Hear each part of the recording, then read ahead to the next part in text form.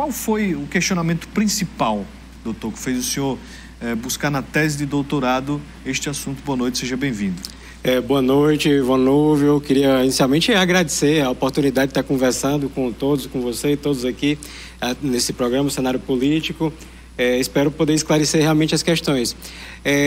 Eu comecei a estudar Direito em 2003, na Faculdade de Direito da UFC, né? Fui aluno do professor Paulo Bonavides, por exemplo. E lá a gente não discutia democracia, como era, na verdade, a característica geral dos cursos de Direito.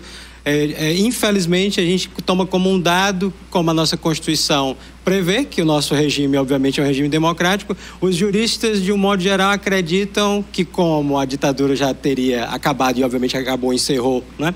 E com a nossa Constituição de 88, ela estaria garantida a democracia, né? E a gente acabava não estudando isso aprofundadamente, né?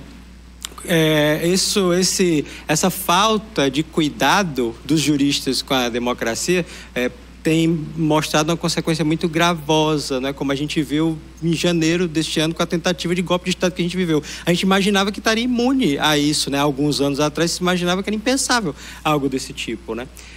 Foi essa degradação da Constituição, esse processo que se diz de erosão constitucional, de fragilização das instituições nos últimos anos, né, intensificado nos últimos 4 anos, que me motivou a realmente fazer essa pesquisa, né, concentrada especificadamente em como agentes que deveriam lutar pela democracia, agentes juristas, como membros do Ministério Público, como juízes, especialmente membros do Ministério Público Federal e juízes federal, têm atuado, têm argumentado, têm se pronunciado oficialmente nos casos que eles são distribuídos, em temas envolvendo homenagens a ditadores, em temas envolvendo a própria apologia, exaltação, celebração do golpe militar, né, nos últimos 4 anos. Como os juristas, esses juristas, né, têm se manifestado nesses casos, têm aceitado essas manifestações, né? Ou tem resistido a elas, né? Tem buscado realmente proteger a nossa Constituição desse processo que eu falei erosivo, né? Essas foram as questões centrais que me motivaram para fazer essa pesquisa. Doutor, o senhor coloca aqui um questionamento importante. Em que medida membros do Ministério Público e juízes colaboraram com o autoritarismo ou resistiram aos diversos atos de apologia à ditadura militar? Então quer dizer que existe ali meio que uma institucionalização por parte da justiça mediante a permissão dessa apologia? Existiu. Através de diversos estudos de caso, a metodologia que eu empreguei no trabalho foi a partir de estudos de caso. Eu analisei diversos documentos em diversas ações cíveis, ações penais, diversas manifestações oficiais dessas autoridades que você mencionou, especialmente nos últimos 4 anos, né, em relação a esses temas que você mencionou, né? E a constatação primeira é que há uma espécie de tensão nesses casos entre grupos que buscam fazer essa resistência constitucional, que eu chamo de resistência constitucional, que buscam realmente proteger a democracia, vedando, por exemplo, a comemoração, a celebração do golpe militar. Vamos lembrar, né, que nos últimos 4 anos, todo 31 de março, o Ministério da Defesa publicava uma nota exaltando o golpe militar, que para boa parcela dos militares não foi golpe em 64, foi uma revolução. Para muitos juristas, né, essa quebra constitucional, né, com o impedimento da continuidade do governo do João Goulart na época, do presidente João Goulart na época, não era visto como um golpe. Muitos juristas hoje ainda sustentam isso, né? Eu não faço parte desses juristas, eu me insurjo contra isso, né? E há essa tensão nos processos entre grupos familiares de vítimas da ditadura que ajuizam ações para tentar evitar o dar direito de resposta para uma homenagem que o então presidente da República fazia a um torturador como Sebastião Curió, que foi um militar que praticou massacres, crimes contra a humanidade, e o presidente da República homenageava ele, o presidente à época, e os familiares ajuizavam ações na justiça para tentar reparar isso. Era um dos casos que eu analisei.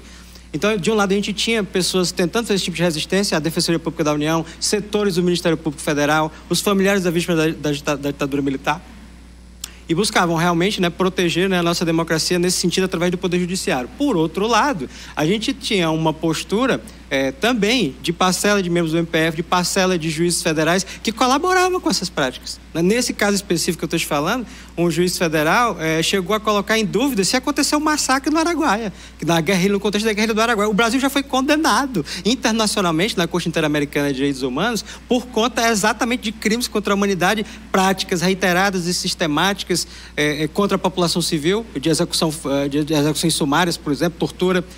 Todo tipo de crime dos mais bárbaros. O Brasil já sofreu essa condenação e a gente viu, foi possível constatar, para minha surpresa, para minha tristeza, foi possível constatar decisões judiciais que colocavam em dúvida esses fatos, né? Num negacionismo brutal da ditadura militar, né? Num negacionismo brutal de crimes realmente muito bárbaros, né? Que ainda hoje não foram enfrentados pela democracia brasileira, né? Então, foi esse conflito, né, esse enfrentamento que me chamou muita atenção, né? Por um lado de resistência, eu repito, e por outro lado de colaboração, que eu chamo de colaboracionismo interinstitucional autoritário realmente, né? Foi isso. Doutor, e o livro está já na pré-venda? Sim, sim. Eu fiquei muito honrado, Vonúvio, com a aceitação da publicação dessa obra pela editora Contracorrente. O professor Rafael Valim é o editor. A editora de São Paulo, a editora das mais, como eu posso dizer, mais brilhantes assim, na publicação jurídica hoje, as mais prestigiadas, diversos autores. E o livro está na pré-venda e vai começar a ser enviados os exemplares, né, de quem já adquiriu, a partir do dia 20 de novembro, né, 20 agora do mês que vem, já vai começar a ser enviado.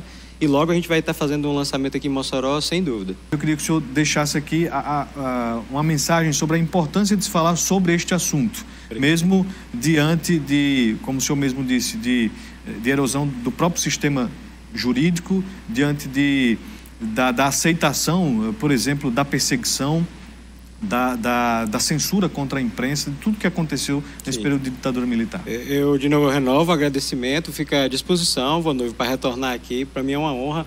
E acho que a grande importância, talvez a grande contribuição que eu possa dar com essa obra, é tentar lançar luzes para esse problema para além do Supremo Tribunal Federal. O Supremo Tribunal Federal é o ator central, a nossa democracia hoje deve muito, né, ao que o Supremo Tribunal Federal tem efetivado. Mas não é só o Supremo Tribunal Federal que vai proteger a democracia, não é, né? A gente tem mais de 14 mil juízes espalhados pelo Brasil.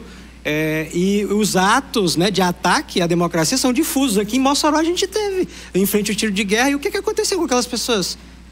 Que não se teve denúncia, não se teve ação penal, né, em relação ao crime de apologia ao delito, de instigar a animosidade, né, das Forças Armadas em relação aos demais poderes, são um crime, né, e não se tem notícia, né, de que aconteceu algo mais robusto. Não é? Esse livro lança, eu acho, luzes sobre esse tipo de omissão, que foi isso que aconteceu nos últimos anos, omissão de parcela importante do Ministério Público Federal e da Justiça Federal no enfrentamento da proteção à democracia. Não é por acaso. Não foi por acaso que o 8 de janeiro aconteceu, que a tentativa de golpe de Estado de 8 de janeiro aconteceu. Não foi por acaso, né? Vamos só confirmar novamente o endereço da pré-venda? www.editoracontracorrente.com.br. Logo vai aparecer lá a obra em destaque. E, eu repito, logo a gente está lançando aqui e fica à disposição para voltar e conversar mais com você e com os telespectadores. Precisamos de muito mais tempo para falar sobre um assunto tão complexo, né, e importante para o Brasil, como é a ditadura militar e toda a sua interferência, né?